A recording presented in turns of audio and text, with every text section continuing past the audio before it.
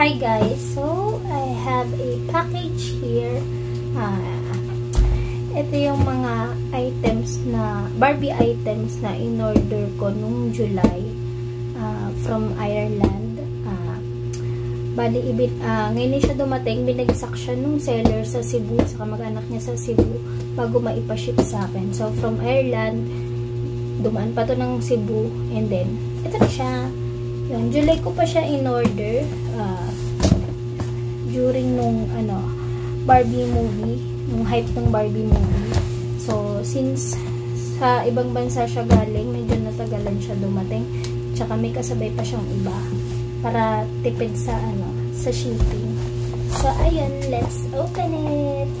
Ito tayo sa first box. Actually, meron akong inaantay na dumating talaga na Barbie items. From US naman, dun sa friend ko. Kaso, ayun, hindi pa niya napap-ship. So, nung July ko din yun in-order. Ayun. Pero, ayun, mabilis lang yun dumating. Pag napaship na niya, siguro mga 3 weeks kasi by plane niya daw yun ipapadala. Sorry, tama. Wala ko masyadong alam sa mga ganyan. Basta order lang ako ng order. Magbabayad lang ako. Problema na nila kung paano nila ipaparating dito sa akin. Ayun. So, konti lang naman to guys. Pinag-iwalay lang ng box siguro para hindi siya maipit. So, ayun. So, ito yung unang item ay Chinelas. Chinelas siya na Barbie. Ayan. Super cute. Cute, cute, cute. Ayan. Ang ganda. So, may mga nakikita akong ganito sa Shopee. Parang kamukha niya. Pero, ano lang yun. Mga dupe. So, ito yung license na Barbie merchandise. Ayan. Meron pang ganyan. So, original siya guys. And then, itong isa ay makeup brush. Ayun. May nakita akong makeup brush sa Shopee. Yung PYX na brand. Sobrang mahal niya.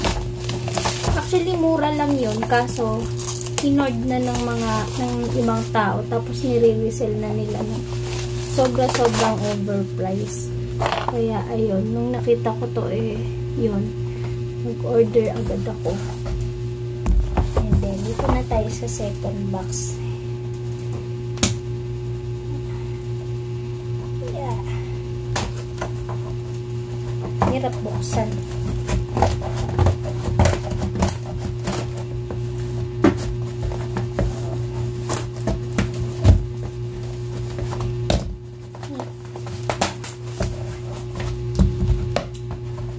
Sobrang tagal ko tong inantay.